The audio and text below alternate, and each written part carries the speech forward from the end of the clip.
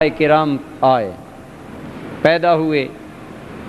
یہ ملک شام ہے جہاں تقریباً 1000 کے قریب بنی اسرائیل کے انبیاء آئے۔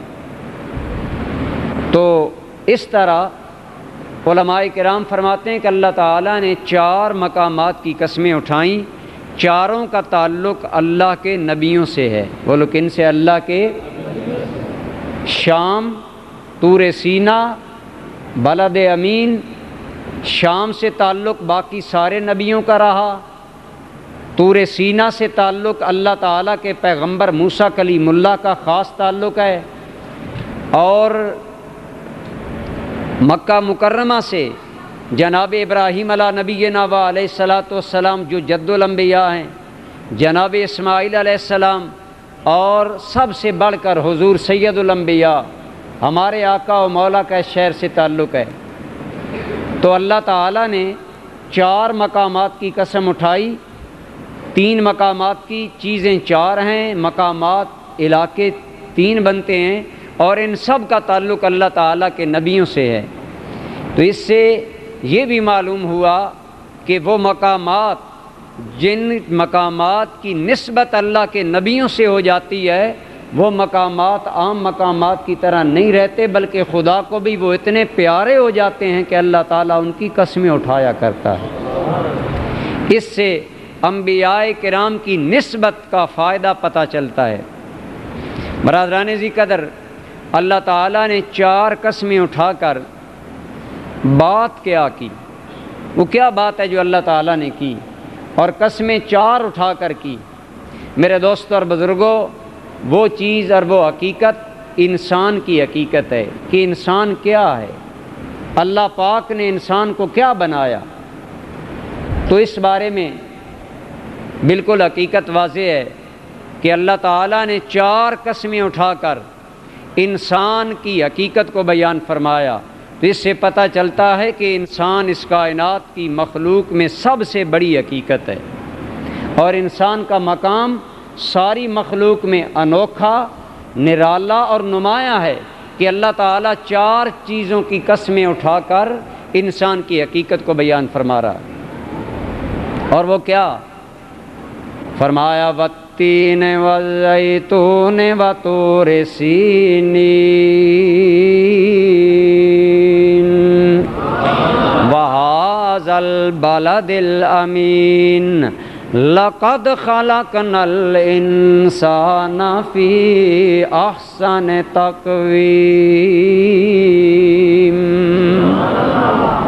4 قسمیں اٹھا کر اللہ تعالیٰ فرماتے ہیں ہم نے انسان کو احسن تقویم کے ساتھ پیدا فرمایا، احسن تقویم میں پیدا فرمایا۔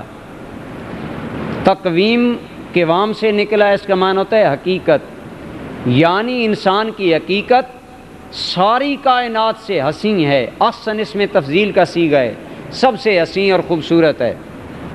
تو برادران ذی قدر، اس کا معنی مفسرین کرام نے یہ فرمایا کہ اللہ تعالیٰ نے ظاہر کے اعتبار سے بھی اور باطن کے اعتبار سے بھی اپنی ساری مخلوق میں سے انسان کو شاہکار پیدا فرمایا۔ انسان کو انوکھا، نرالا اور اعلیٰ صلاحیتوں اور قابلیتوں کے ساتھ اللہ تعالیٰ نے انسان کو پیدا فرمایا۔ تو اگر آپ انسان کے ظاہر پر غور کریں تو یہ بھی انسان کا ظاہر ساری کائنات سے انوکھا اور نرالا ہے، اور اس کے باطن پر اگر غور کریں برادران ذی قدر، اگر آپ انسان کے ظاہر پر غور کریں، انسان بھی حیوان ہے، یعنی جاندار ہے، جان رکھنے والا ہے۔ آپ کائنات کی تمام جاندار چیزوں میں غور کیجئے، آپ کو پتہ چل جائے گا اللہ تعالیٰ نے انسان کو ظاہری بناوٹ میں بھی ساری جاندار چیزوں میں انوکھا اور نرالا بنایا ہے۔ حضور سیدی ضیاء الامت، حضور سیدی و مولائی حضرت پیر محمد کرم شاہ صاحب رحمۃ اللہ تعالی علیہ نے تفسیر ضیاء القرآن میں فرمایا، اے انسان، اگر تو غور کرے گا، اگر غور سے اگر تو توجہ کرے گا تو ذرا غور کر لے، ہر جانور اپنی خوراک کی جانب گردن جھکایا کرتا ہے. مان لیا ہاتھی بڑا گران ڈھیل ہے, بہت بڑا پاورفل ہے, لیکن خوراک کے لیے اپنا سر جھکایا کرتا ہے. شیر جنگل کا بادشاہ ہے, خوراک کے لیے سر جھکایا کرتا ہے. اسی طرح باقی جانور جب اپنی خوراک کھایا کرتے ہیں اپنا سر خوراک کی جانب جھکایا کرتے ہیں, اور سر سارے بدن میں عزت والا حصہ ہوا کرتا ہے.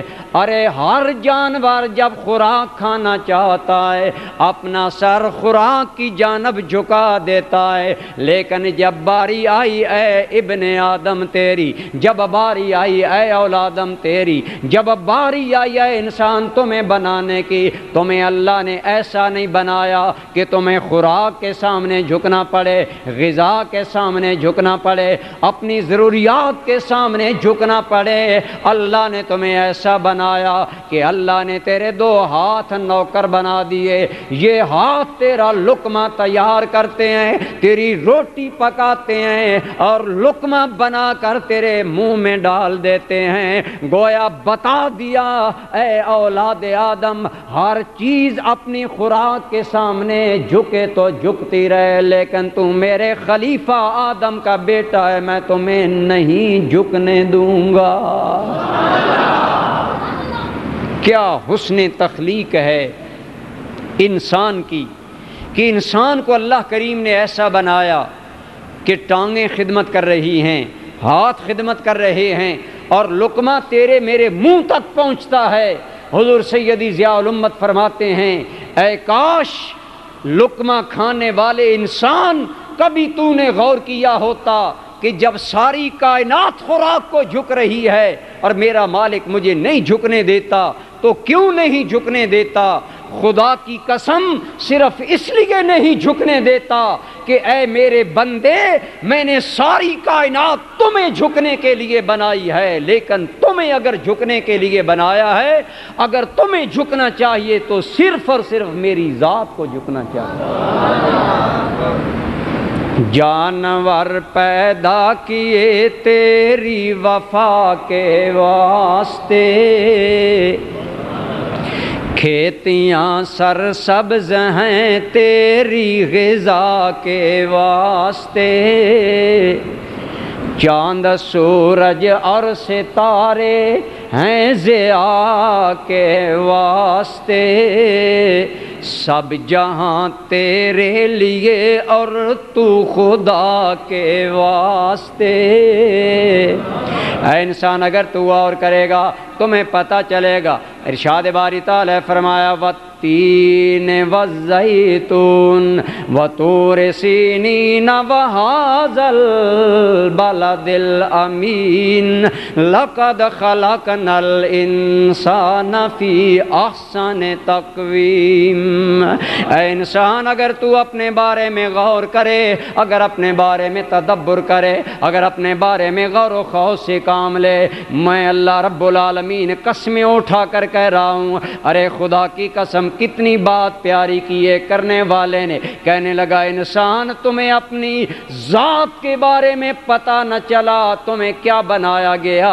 اے کاش تو غور کر لیتا, تو وہ کائنات کا شاہکار ہے جس کی حقیقت بیان کرنے کے لیے بنانے والا اتنا نازاں ہے, اتنا نازاں ہے کہ خود قسمیں اٹھا رہا ہے, خود قسمیں اٹھا رہا ہے کہ میں نے تمہیں اتنا حسین بنایا, احسن تقویم بنایا. ظاہر کے اعتبار سے, باطن کے اعتبار سے اللہ تعالیٰ نے انسان کو اس قدر بنایا. تو برادران ذی قدر یقین جانیے ہم لوگوں نے اپنی ذات کے بارے میں کبھی غور نہیں کیا. اللہ تعالیٰ نے ہمیں کیا بنا کر اس کائنات میں بھیجا ہے. اے انسان یہ ساری کائنات باراتی ہے, اگر کائنات باراتی کا دولہا بن کر آیا ہے تو آدم اور ابن آدم بن کر آیا ہے. اللہ تعالیٰ نے تم اس کائنات کا دولہا بنایا ہے. جیسے دولہا کے بغیر